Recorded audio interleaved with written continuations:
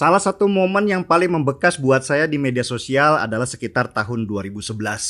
Di sana ada peristiwa pembantaian warga Ahmadiyah di Cikesik, Banten. Peristiwa itu divideokan oleh para pelaku dan viral di media sosial tanpa sensor. Saya terenyuh juga takut karena di sana saya melihat ada beberapa anggota kepolisian yang berjaga. Tapi mereka kelihatannya nggak berdaya dan diam saja melihat kekejian yang berlangsung di depan mata. Hukum pada waktu itu menjadi begitu lemah, sedangkan kelompok radikal menjadi begitu berkuasa.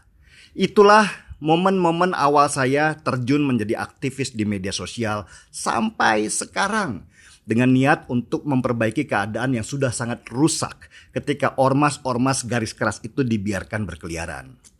Dan alhamdulillah apa yang saya harapkan sejak lama sudah mulai terwujud.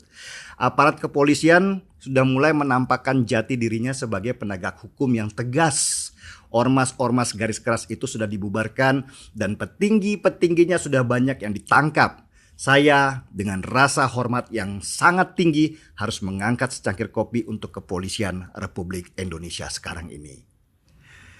Saya jujur tertarik dengan model kepolisian sekarang yang lebih mengedepankan konsep humanisme dibandingkan kekerasan. Konsep humanis ini pertama kali saya lihat ketika ada peristiwa pemberontakan di Makobrimob Kelapa II tahun 2018 lalu. Meskipun ada anggota polisi yang gugur di sana, tapi polisi nggak balas dendam. Mereka menangkapi 150 pelaku dan menyerahkannya kepada hukum. Padahal aparat kita sangat bisa bertindak keras. Mereka senjata ada, kekuasaan ada, apapun bisa mereka lakukan di sana. Tetapi kepolisian kita malah memberi makan para pelaku pembunuhan itu di jalan sebagai bagian dari hak asasi manusia.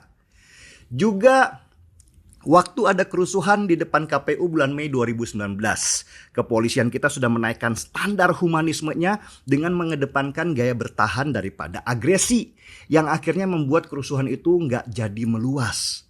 Meski begitu, ketegasan tetap ada, tapi tidak perlu terlihat dengan menangkapi aktor-aktor kerusuhan ketika lapangan sudah mulai mereda. Ada satu momen yang menyentuh hati publik, termasuk saya, ketika gambar polisi sedang berjaga di malam hari dan video call dengan anaknya di rumah. Kepolisian berhasil memainkan kampanye untuk membangkitkan kecintaan masyarakat kepada aparat. Nah, Kapolri baru Jenderal Listio Sigit Prabowo menaikkan lagi standar humanisme di aparat kepolisian dengan konsep restoratif justice. Apa sih restoratif justice itu? Ini model baru dalam kepolisian yang digagas oleh Kapolri. Restoratif justice bisa dibilang adalah upaya pendekatan antara dua orang yang bermasalah supaya tidak selalu masuk ke wilayah hukum. Polisi menjadi penengah masalah dan berusaha supaya semua berakhir damai dalam kesepakatan di atas kertas yang bermeterai. Dan model pendekatan inilah yang sering disalahfahami publik kalau semua masalah bisa selesai asal membawa materai. Padahal polisi nggak ingin penjara penuh hanya karena masalah-masalah sepele yang bisa diselesaikan dengan cara mendamaikan kedua belah pihak. Baru kalau ada kejahatan berat, hukum benar-benar ditegakkan. Nggak semua orang bisa menerima pendekatan baru kepolisian yang digagas oleh Kapolri ini. Sehingga akhirnya muncullah sindiran-sindiran dalam bentuk meme kalau semua masalah bisa berakhir dengan meterai Rp10.000. Tapi hasil akhirnya bisa kita lihat kalau kebencian yang terbentuk di media sosial dan di lapangan itu menurun drastis. Meski tetap saja ada yang berusaha memainkannya kembali. Dan pendekatan humanis kepolisian ini juga berdampak pada begitu dekatnya hubungan kepolisian sama rakyat. Sehingga banyak orang yang bahkan gak ada takutnya sama polisi. Mereka membentak polisi dan viral di media sosial. Tapi yang menarik, polisi di jalan gak terpancing untuk melakukan kekerasan. Mereka memviralkan pelaku pembentakan pada polisi itu sebagai bagian dari kampanye kehumanisan polisi.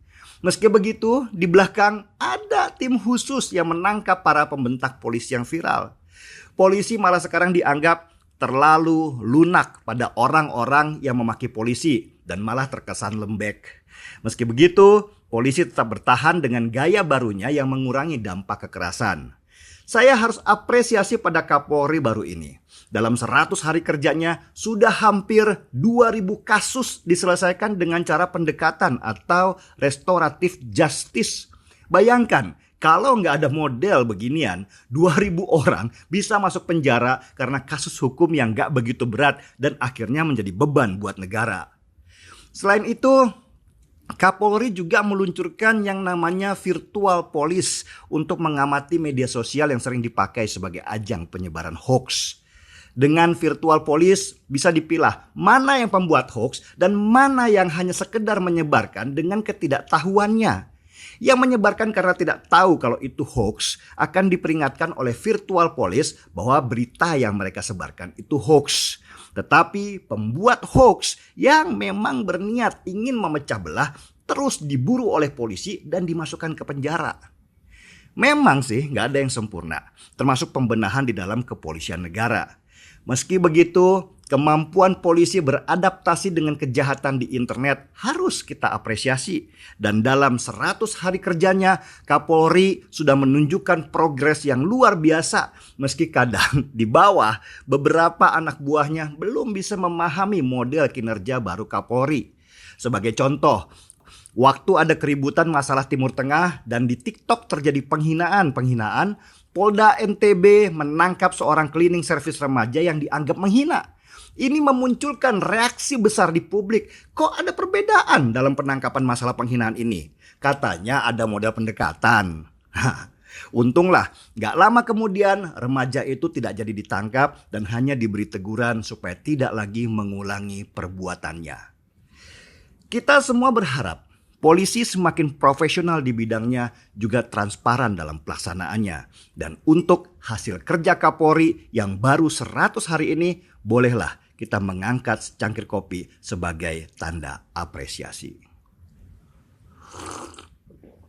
Mari kita jaga kepolisian RI. Saya Denny Siregar, kita di acara Timeline.